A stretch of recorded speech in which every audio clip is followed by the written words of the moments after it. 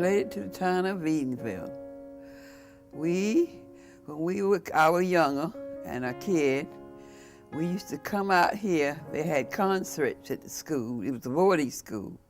And every Sunday afternoon they had a concert out here. They had a chorus. And we would come out here. My mother would bring us out here to the concert. And we'd have the best time and good times and enjoy everything.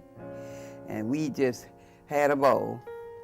When I left high school in the 10th grade at Oviedo High, they called it, and I came to Winter Park to finish my 11th and 12th grade class. And I lived with the people that farmed in Edenville, in Oviedo, the Morgans, and they had 2 daughters, and I moved in with them to finish my high school education. And they paid for all my schooling and everything.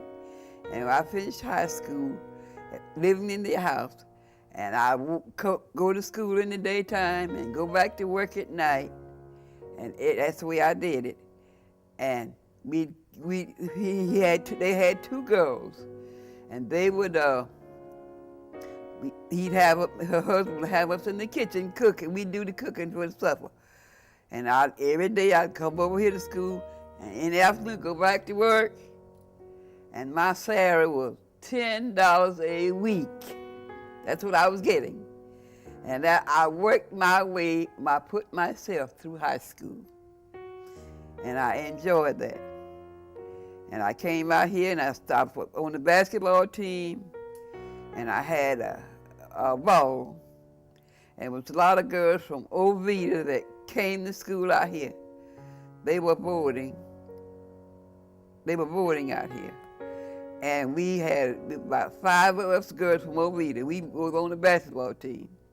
And we were really good at playing basketball. Mr. Ote was our coach. Believe it or not, Mr. Ote was a basketball man. And Miss Annie Rick Anderson, she was a lady. She was a business lady, taught business. She was the girls' coach. And we enjoyed ourselves. And last time we played basketball, we were going to play for the championship in Tallahassee. That's where we played the state champion at.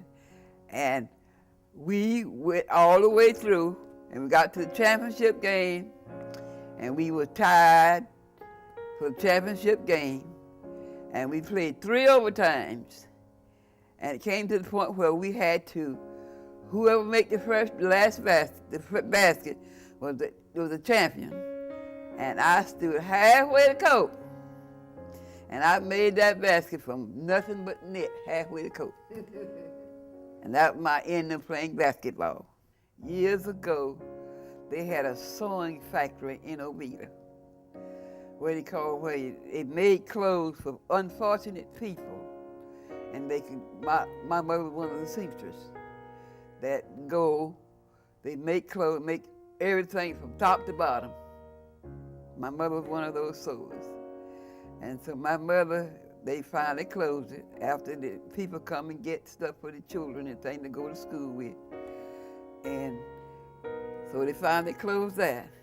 And through the years, my mother used to quit, make covers for us for the winter and everything. And when she died, she was 80 years old. And my mother had a trunk full of scraps and quilt tops she had put together and things. And it was 4 of us girls. Mama had 4 girls and 2 boys. And nobody wanted the trunk full of scraps. I said, well, I tell you what, y'all don't want it? I'm going to take my mama's scraps and I'm going to make something out of them. And that's what I did. I made something out of them. One day I was working in a lady's house, and she had one on her bed. And I said, who made this quilt? I've heard tell her your quilt, but I haven't ever seen them. And she said, that's my grandmother's quilt. And I looked at it, and I worked on. I said, thank you. And I found one of the little circles of material that had drawn together on the floor. And I said, you know what, I'm going to do this. So I put the little quilt in my pocket, and I said, I'm going to carry this home with me. And when I came home, I set that right down then, and I carefully took it loose.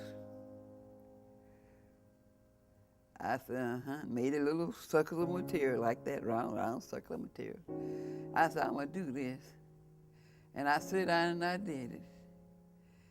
And I've been yo-yoing ever since.